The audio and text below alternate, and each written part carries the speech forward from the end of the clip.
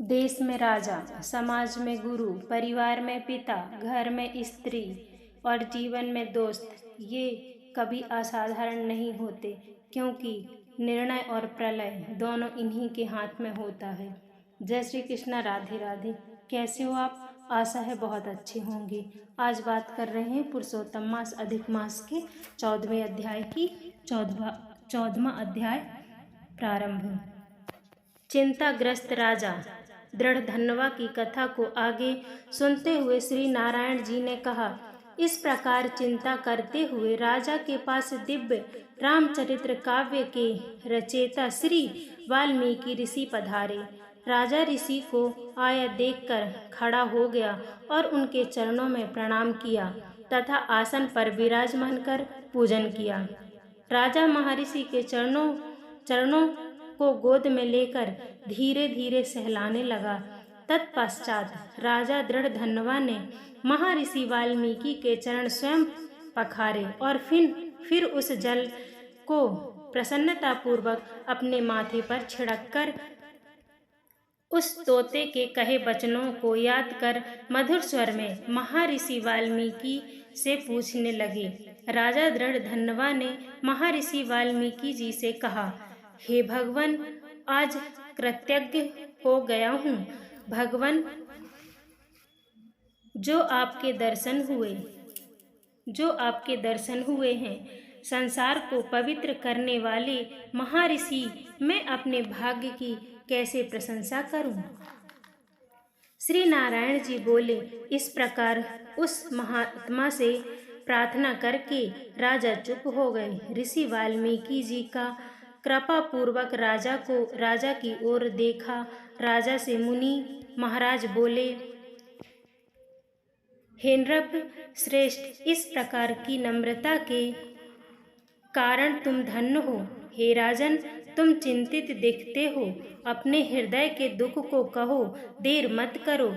दृढ़धन्वा बोला, आपके चरण के प्रताप से मैं हर प्रकार से प्रसन्न हूँ, किंतु मेरे हृदय में एक बड़ा संशय है, बड़े तीर के समान चुभ रहा है, कृपया उसे दूर कीजिए। वन में किसी तोते के मुख से वचन सुनकर वह संशय पैदा हुआ है, जिसे मैं सुनाता हूँ। मैं शिकार खेलने घोर वन में गया। वहाँ घूमते घूमते मैंने एक तालाब देखा। वहाँ जाकर थके प्यासे मैंने जल पिया और कुछ समय के लिए मौन बैठ गया। राजा से ऋषि बोले, हे राजन, तुम अपने पूर्व जन्म का चरित्र सुनो। राजेंद्र, तुम द्रविड़ देश में ताम्रपणी नदी के तटवासी सुदेव नाम के एक ब्राह्मण थे। उस समय तुम धार्मिक, सत्यवादी तथा जो भी प्राप्त हो जाए उसे ही प्रसन्न रहने वाले, वेद के अध्ययन में रत तथा विष्णु भक्ति में लगे हुए थे। गृहस्थ धर्म में तुम्हारी पत्नी भी सुंदर, चतुर और गुणवती थी। तुम्हारी पत्नी गौतम महात्मा की पुत्री गौतमी नाम से प्रसिद्ध थी। उस जन्म में इस प्रकार गृहस्थ का पालन करते हुए समय बीत गया, किंतु तुम्हें संतान प्राप्त नहीं हुई। एक समय आप आसन पर बैठे थे, स्त्री तुम्हारी सेवा कर रही थी। तब तुम दुख पूर्वक स्त्री से कहा, हे सुंदरी, पुत्र सुख के से अधिकार संसार में कोई सुख नहीं। तप, दान आदि प्राप्त पुण्य फल तो दूसरे जन्म में प्राप्त होता है, किंतु शुद्ध वंश उत्पन्न संतति इस लोक एवं परलोक दोनों सुखदायी होता है। अतः मेरा जन्म ही निरर्थक गया। इससे तो मैं शीघ्र ही मर जाऊं, क्योंकि मुझे यहाँ अपनी बड़ी आयु भी अच्छी नहीं लगती। आगे की कथा सुनाते हुए ऋषि वाल्मीकि ने कहा, अपने पिता के ऐसे दुखपूर्वक वचन सुनकर बेचारी पत्नी उदास हो गई।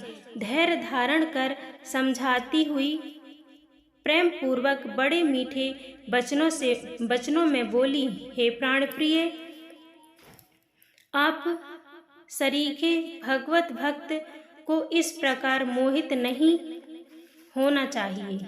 आपने यह बड़ी छोटी बात कही है, आपको ऐसा नहीं कहना चाहिए। सत्यवादी और धर्मपरायणा, आपने स्वर्ग जीत लिया है। आप ज्ञानी होते हुए भी पुत्र सुख को इतना क्यों तरस रहे हैं? राजा चित्रकेतु भी इसी प्रकार पुत्र शोक से जब दुखी हुआ था, तब उन्होंने महर्षि अंगिरा तथा श्री नारद जी ने ज्ञान दिया था। जिस भांति राजा अंग अपने कुपुत्र वैन के कारण दुखी होकर चुपचाप रात्रि में वन में निकल गए थे, उसी प्रकार हे स्वामी, आपकी संतान भी आपको दुखदाई होगी। अपनी धर्मपत्नी के यह वचन सुनकर वह ब्राह्मण ताम्रपणी नदी के किनारे पहुंचा। वहां जाकर नदी में स्नान कर तपस्या प्रारंभ कर दी और 5वें दिन से केवल सूखे पत्ते एवं जल लेने लगा। इस नियम से उसने तप करते 4000 वर्ष बीत गए। हे राजन, उसके उग्र तप से 3 लोग कांप उठे। उग्र तप को देखकर भक्त वत्सल भगवान गरुड़ पर चढ़कर उसे मनवांछित वर देने हेतु उसके निकट पधारे। हे राजन, आप पूर्व जन्म में वही ब्राह्मण हो। राधे राधे। वीडियो पसंद आए तो चैनल को सब्सक्राइब करें, लाइक करें, शेयर करें, कमेंट में राधे राधे लिखें। जय श्री राधे।